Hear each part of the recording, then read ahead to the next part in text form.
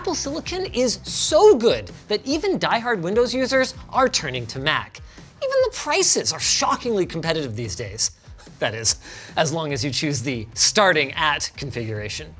See, the thing is, when it comes to upgrading the base config, Apple quite literally values their memory and storage chips higher than gold by weight, which wouldn't be as much of a problem if you could just buy it now and then wait for prices to fall and upgrade after the fact. But unfortunately, because Apple solders these components to the mainboard, even in their desktops now, that is no longer possible. Or is it?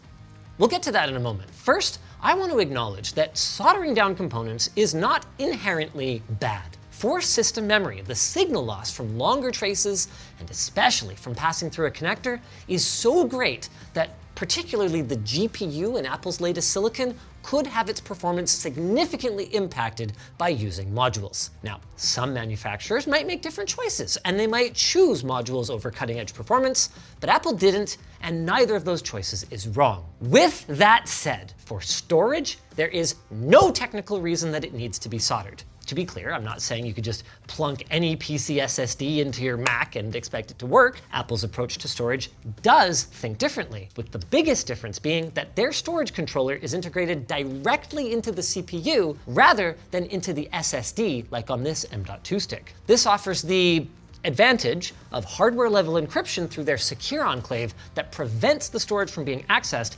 outside of the system it's paired with. But, as Apple's own designs reveal, NAND storage is an order of magnitude slower than RAM, and there is no performance penalty for mounting it to a modular card, as Apple tacitly admits by doing just that in the Mac Studio and the latest M4 Mac Mini. So why then does Apple solder their storage?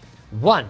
It's the way they've done it since the first iPhone, and habits are just so gosh darn hard to break. And 2, money. Well, you know what? I'm not giving Apple my money today. And I'm all about breaking bad habits. And I'm gonna do it with some help from Collin. Collin is the host of DOS Dude 1. We're gonna have his channel linked down below. And he is master of the dark art of upgrading non-upgradable Macs. Today I'm gonna show Linus here how to actually perform these upgrades. Yes. And if he does well enough, I'll even let him try on one of his own machines himself. It's gonna be awesome, just like this awesome segue to our sponsor. Delta Hub. Pick up a unique LTT edition Carpio and support your wrist during your day-to-day grind. Go to our link in the description box to learn more about how they stand out from those generic static wrist rests and why your palms will thank you.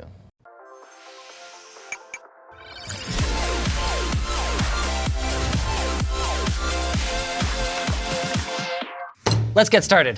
Whoa, whoa, whoa. First, we're gonna need some tools to get this job done. This is quite complicated, as you know. Here we've got a hot air station. We need a decent soldering iron, some solder paste, solder wick, and miscellaneous stuff like that. Some BGA stencils for the NANDs, this underfill removal tool with its little attachments here. And last thing in the list here is a preheater, which just makes the job a little bit easier. I mean, everything here is something that I could easily obtain for myself. You're obviously highly experienced doing this, but is there any reason that someone couldn't watch this video, follow the same steps as us, and perform the same operation? Certainly with enough practice, one could certainly do that. I'll show everything that's needed to be done here. It does take skill, it does take a lot of practice. Okay. So you absolutely need to practice before you attempt something like this. Maybe on something dead. Yes, something dead, absolutely, for sure. Cool. We don't have to worry about that though, because Collin is gonna be doing our first upgrade on my M2 MacBook Air from the 30-day Apple Challenge. I specifically ordered this with just 256 gigs of storage because I knew he was gonna come help me fix it. And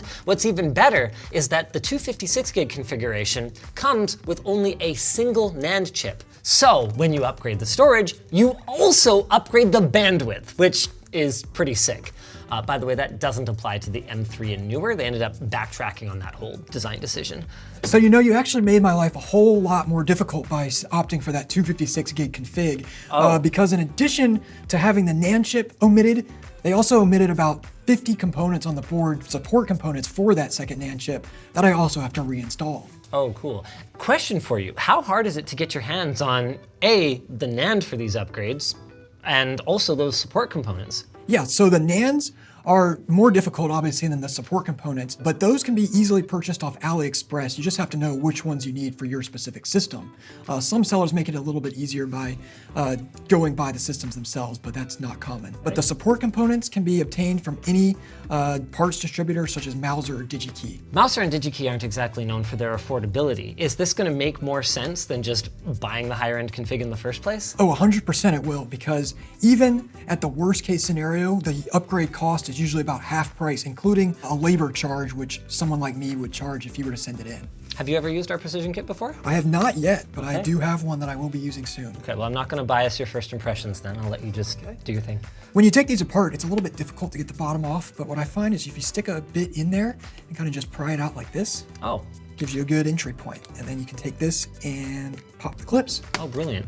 I guarantee you we won't include little details like that, but what we might do is have an exclusive lmg.gg/floatplane where we have the more in-depth step-by-step of stuff that realistically you can follow any guide how to disassemble a MacBook. We'll stay focused on the stuff that is unique to the NAND upgrades. Now we've got this shield/heatsink that's on here we have to remove, and that is also held on by some T3s. And this shield is kind of a pain to remove. It's very easy to bend, you don't want to bend it. And you're quite certain I'm going to be able to do the second one? You should be able to. The second one should be a lot easier than this one. Oh, I see what you're saying. Because you know I've only ever done one BGA replacement operation and the board didn't live. And the guy who helped me with it now hates me. That's my track record. Okay, looking a little grim here, but we'll get there. Now, I should note that this thermal paste here is special goopy black thermal paste, as you can see. You do not want to remove and replace this when you work on these M2 MacBook Airs. Leave it alone and just reinstall it with the thermal paste already applied. There's nothing aftermarket that could be better than it? So there is one product. It's called Carbon Black, made by TCRS Circuit up near LA in California. He's actually a good friend of mine. If you can get some of that, you can replace this, but nothing else that exists is suitable to replace this paste. So if I put a shim and I put liquid metal on it, it wouldn't be good Nope, enough? don't put liquid metal on this. That's an awful, awful idea. I'm saying theoretically. Theoretically. Like, is it the performance that's so good, or what's so good about it? When you use liquid thermal paste, that is only suitable with pressure-mounted heat sinks. So if they have springs or some sort of pressure that holds them against the chip, that is the only case in which you can use liquid thermal paste. That makes sense. Because this is not a pressure-mounted heatsink, Apple came up with their custom-designed carbon-based black thermal paste that just smooshes out but retains its goopiness. It doesn't like thin out like liquid paste does, right? And it allows it to maintain contact with the SoC. Now is the part where we'll begin the removal process of the original NAND. Okay, and I guess now is a good time to point out why it's not possible to do a similar upgrade on the memory. You can see here that it is integrated directly onto the package. It is technically possible to desolder and replace these chips. However, due to the bonding material used between these chips and the actual SoC itself, you cannot effectively remove those without causing damage to both the chips and the SoC. To begin the removal, I actually do it flat on the silicone mat. When you use a preheater, you cause a lot of extra risk in hitting the components around it. Got it. You want to try to concentrate the heat on the NAND only. So our preheater is only for when we apply the new one. It's for rework and reinstalling the new chips, correct. Out of a couple dozen pairs of tweezers, you picked this particular set. How do you decide which tweezers are good? When you're working with such components as O201s, you want very precise tweezers. A lot of times what I do is I take and try to pick up the entire board by one of its components, and the easier you can do that, the more precise the tweezers are. To get started here, I'm gonna start by removing the underfill around the edges of the NAND. I'm gonna start with 280 for this one because you have to judge that based on the thermal mass of the board. So since this is a pretty small and thin board, it'll have a little bit lower thermal mass than some larger, thicker boards. So this part's not too scary? This isn't scary. We're just gonna basically take this excess underfill that's squeezed out the edges of the chip and scrape it away. Basically, it becomes brittle with heat, so the more you heat it, the easier it will be to remove. 350. Yeah, so at 350, you're getting into solder melting temperatures, which you don't really want at this stage, but sometimes you got to. Flakes off nicely there. This looks like a fancy pants X-Acto knife. What is it? It is an underfill removal tool designed specifically for what I'm doing. You might notice on the board here that there's not really much room to get this under here. Yeah. And for this specific board, I like to take away these two capacitors, just remove them temporarily to get room for my tool to slide under the chip. I'm starting to become deeply uncomfortable with the fact that it's my turn next. Don't worry, yours will be a lot easier than this. What are the odds you like bricked my $1,000 computer? Since I've practiced enough on dead boards, I've never messed one up ever before. Really? Yep. So this would be the first time? This would be the first time if such a thing were to happen. If it were to happen, which it won't. And we're just looking for the solder to turn shiny so that we can tell that it's able to be removed. Okay, what did we just set it to, 380? 380 for the final removal of the chip. And this time we've got a different blade on our little X-Acto knife here, and we're just gonna slide that under and what, just lift it off? What I'm gonna use this for is sliding it under the chip, and then we're gonna get it under there and just push it off the board. Okay, so the thing that I just said, but more words. A good rule of thumb with this is when you stick this under here, it should feel like a cold knife through butter. So if it's any more difficult than that, you're not fully molten under there. That's an expression I've not heard before. Here it is. Cold knife through butter time. Woo! Okay, now you flipped that up really fast. Is there any risk if you didn't have full flow that you could like rip a pad off if you were to do that move? Yes, but I made sure it was fully, moving before I did that. Got it. So once it was fully loose, I just kind of flipped it up and out of the way. I need to remove all this underfill, and in order to do that, the solder has to be molten as well as the underfill brittle enough that I can scrape it away. And you do these kinds of upgrades on like Steam Decks and... Basically anything that has soldered RAM or storage, like you said, Steam Decks. I mainly do Apple stuff. I do like to work on the Apple stuff. Now, I know that Apple has in the past had issues with like hardware pairing of, the NAND chip and the SoC. Was there any preparation process that we had to do before we just ripped this off and put a new NAND chip on there? Nope. So the new NANDs I have are brand new NANDs that are blank with no firmware on them. And once we install them onto this board, the DFU restore process will program them appropriately. Very cool. And this can just be discarded, I guess, then, because no one would want a 256 gigabyte NAND chip. Yes, exactly. You asked for this. Now you have it. I need to use that to hold the board, pull it out a little bit like that. As you can see here, there is a bit of solder mask damage, and that was simply because I think these underfill tools are made of some sort of different material than the ones I'm used to, and they're a lot sharper, so they kind of dig in a little bit easier. Okay. In an ideal world, you don't want any of that. We might have to go back and fix it, but I don't think so. How do we fix that? You use that stuff, that solder mask right there, and you basically put it on there, in those areas, and then you scrape the pad area away. Okay, well hopefully we don't have to do that. We'll find out real quick here if this solder mask issue is gonna be an issue. Right now we're just reballing these or what? I'm just tinning them up to prepare to actually remove all the solder. Oh. And it's easier to add leaded solder to it and then remove it than just to remove the straight lead-free solder. And we use leaded solder because it's just plain gosh darn easier to work with. Way easier to work with, like there's no comparison.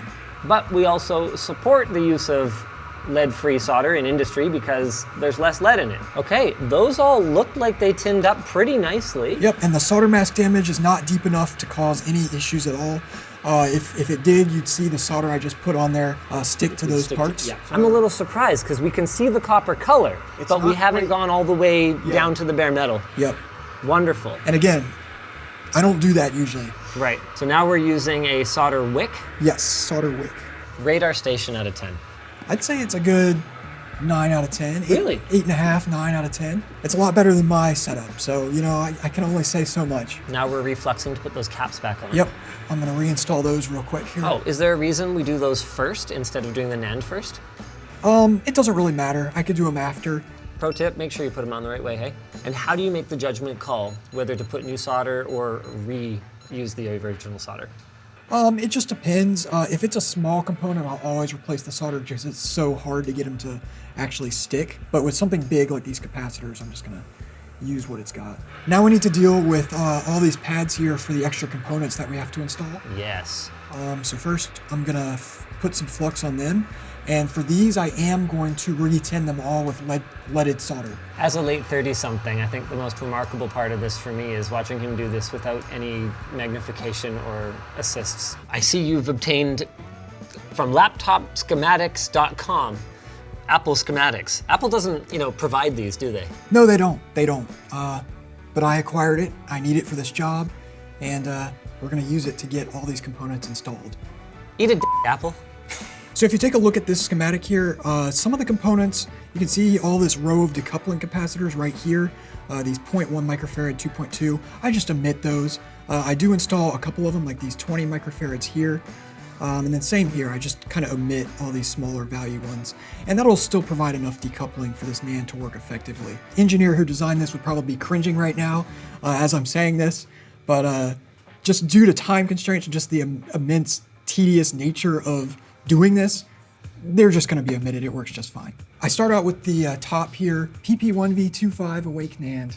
Yeah, so this is power, right? Yep, one of the 3 power rails that each NAND requires. That resistor, RN110, 0201s, very small. Uh-huh. And for these, we only need 1. Thank God. And how do you tell the difference between that and random debris on your pad? You can see the little shiny parts of it. Find the component that I probably just got stuck to the bottom of my hand. Yep, there it is. This is ridiculous. It's double the size of 01005s. They use those on iPhones. Cool.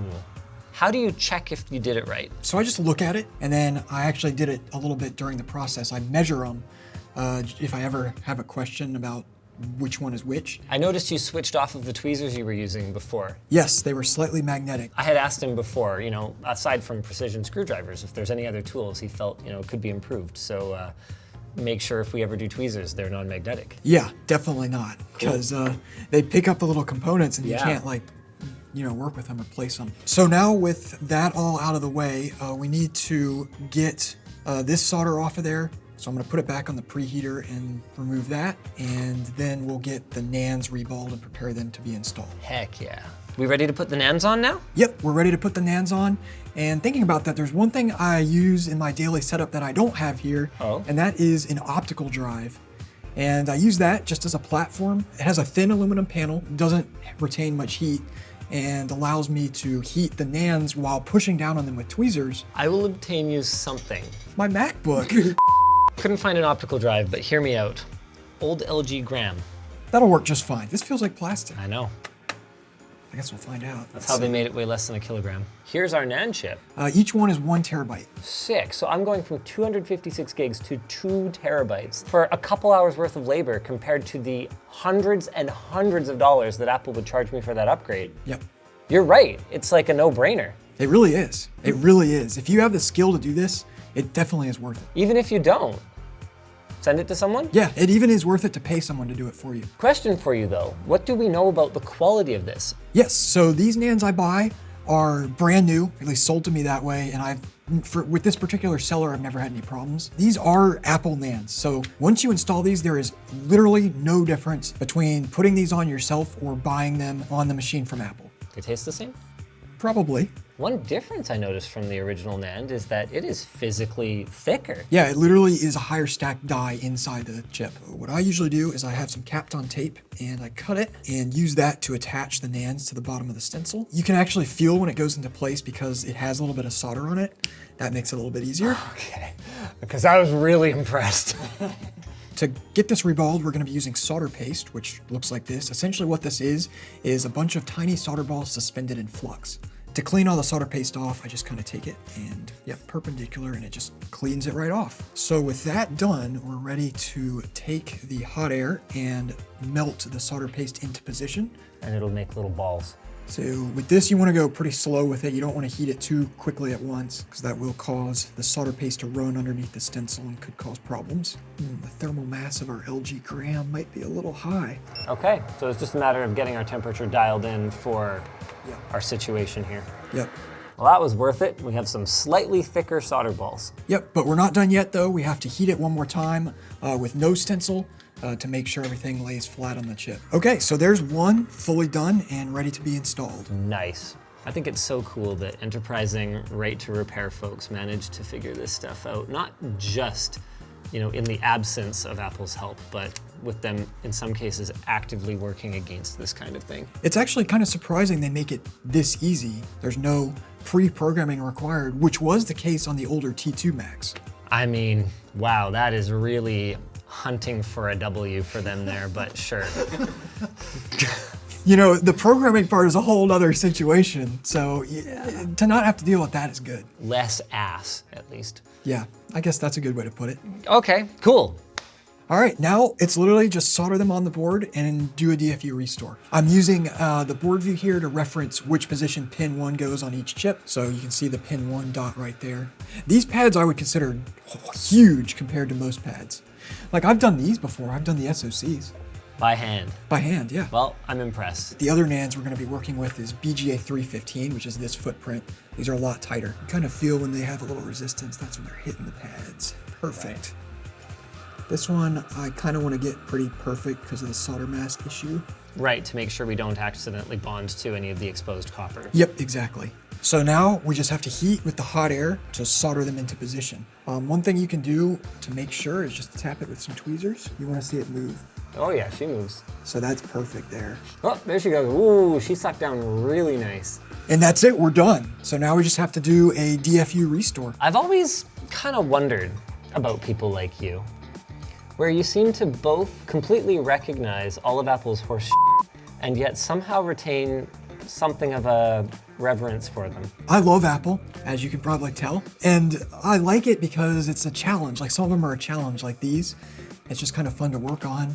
And I like the software. If you had to give me Windows 11 or the latest version of Mac OS, it's a night and day difference to me. I would never consider using Windows 11 in any circumstances. The reason I've got everything disassembled here, in addition to making it easier to take it back out to do extra work if needed, there's also some pads you can see right here, and one of which is used to put the machine in DFU mode. Now, if you just plug it into power as is, it's going to boot loop and make it extremely difficult to use the keyboard commands to do it. So I like to do it this way because you can just plug it in with those pads shorted and it will go straight into DFU mode. And because this resistor isn't populated, I actually have to short from that pad to this pad. And why would that resistor not be populated? Because it's part of the debug bomb and it's not stuffed on this board because it's not a development board.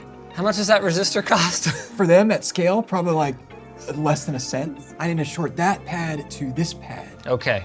And Boom. there it is. Revive Mac or Restore Mac? Hold Option and click Restore Mac, because I already have the software downloaded. So intuitive. Such intuitive software. You're right, this is so much better than Windows 11. Hold Option to do it.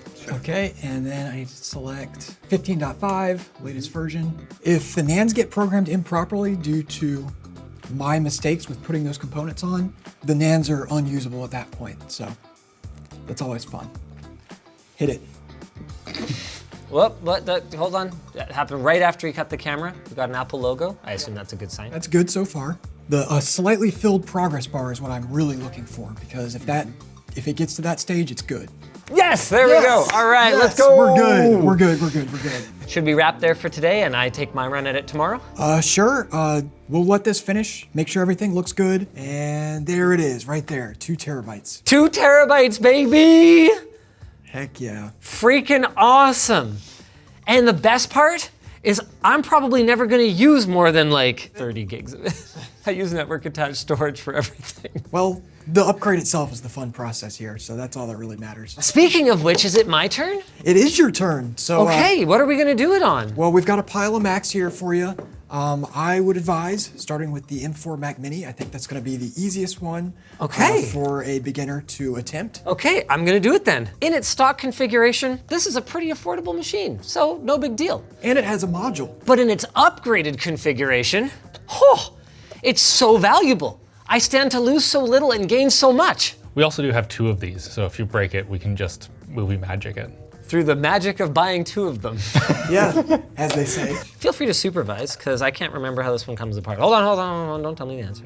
Just be careful with it, it likes to break. Good. All right, so did we just do all of these? Yep, all 8 of those, and then there's 2 T3s in the middle. And I usually just leave that plugged in. Yep, just take the fan off, there's just 2 T5s there holding it in. And there it is. And there it is. And that's just a T8. So we've got 2 NAND packages. Yep. And they are opposite each other. Yes. Step 1, heat it up and scrape away the shmoo. Yep, that's right. Let's go. Okay, where's our hot air gun? Not ready for that just yet. Oh. First, you gotta put it in the board holder. We want it oriented this way, yep, so that we can more easily slide our tool in from the side that has no surface mount components in the way. All right, now heat gun. First. Nope, not heat gun. First, prepare your tool. Do we use the top scraper or the bottom one? The tip. We like the tip, okay.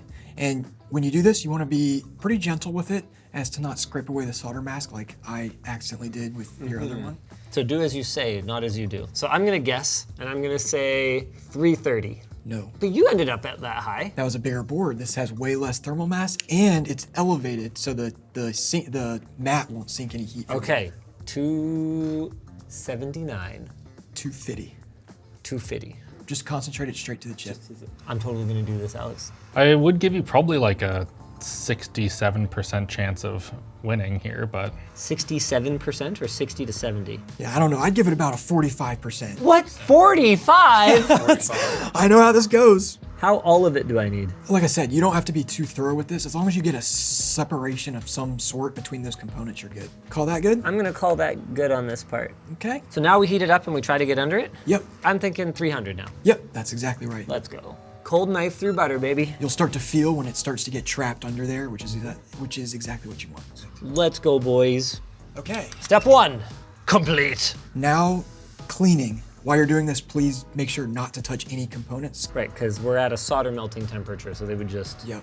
move. So we're getting the underfill and the solder off right now, hey? Yes, yep, that's right. That looks pretty good, actually. That looks really good. I'm pretty See? satisfied with that. Oh, ye of little faith. All right, Okay. now we go lower temperature and we get all the rest of the black shmoo off. Yes, 250. 250, all right. When you remove that, you want to make sure the stuff on the sides is pretty flat because the new NANDs we're going to be installing are actually wider than the originals. A little bit is not going to hurt anything when we reball it. It's going to have enough height to make up for any of that. The closer you can get it, the better. Oh, I'm 100% confident in that. You're good. That's the first 100% confidence I've ever gotten from my teacher. Okay, I'm gonna think we put on flux and then we put on solder paste. Fluxy and solder. Let's go, boys. But no solder paste on the board. You'll use the spool of solder with the soldering iron to That's clean right. off all the original, Okay. the residual. So I'm gonna put on Just enough to cover it. Okay, give me my new odds based on what you've seen so Okay, far. we're hitting a good 90%. I'm gonna go up to 90%. 90%. Take that, Alex. Collin gave me 90% now.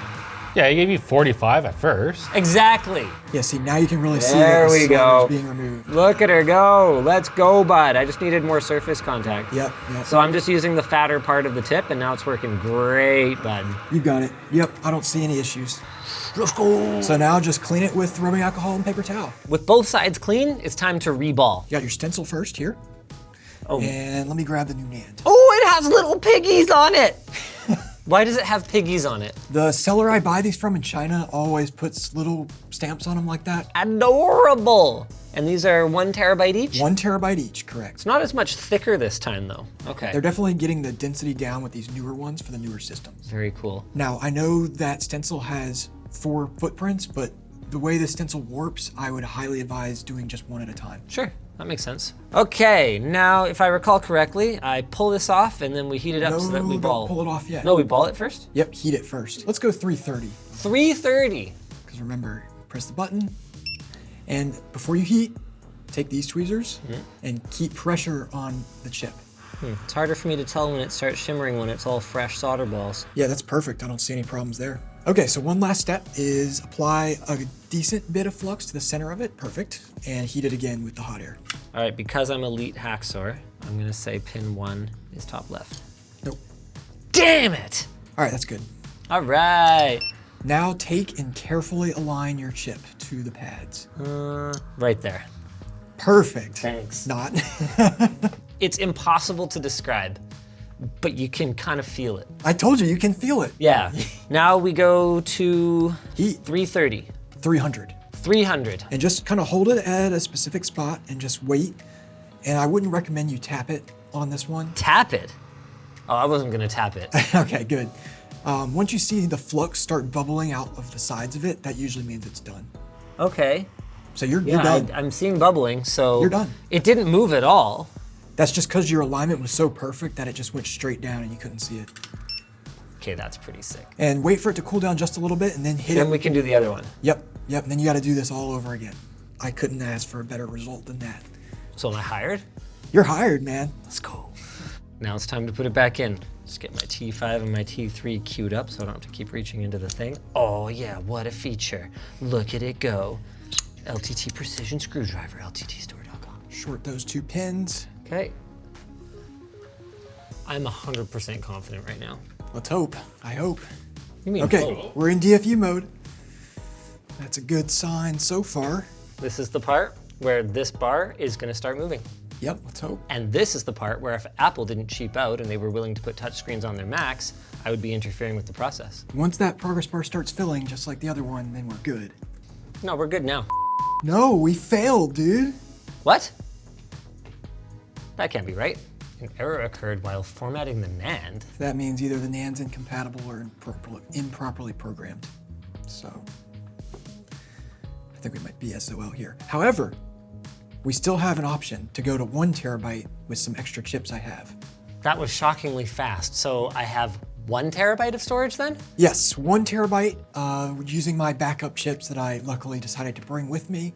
That's fine. So I still got a very significant upgrade, Oh, yeah, 4 for extra sure. storage, and I got a learning experience. Yeah, and nothing you did messed anything up. Nothing was your fault, so it was just bad chips and incompatible NANDs. So. And I think that's probably a good thing for people to take away from this video is that while, yes, we can work around Apple's limitations, it isn't, even for an expert, completely without risk. Yeah. Which isn't to say that it isn't worth the effort.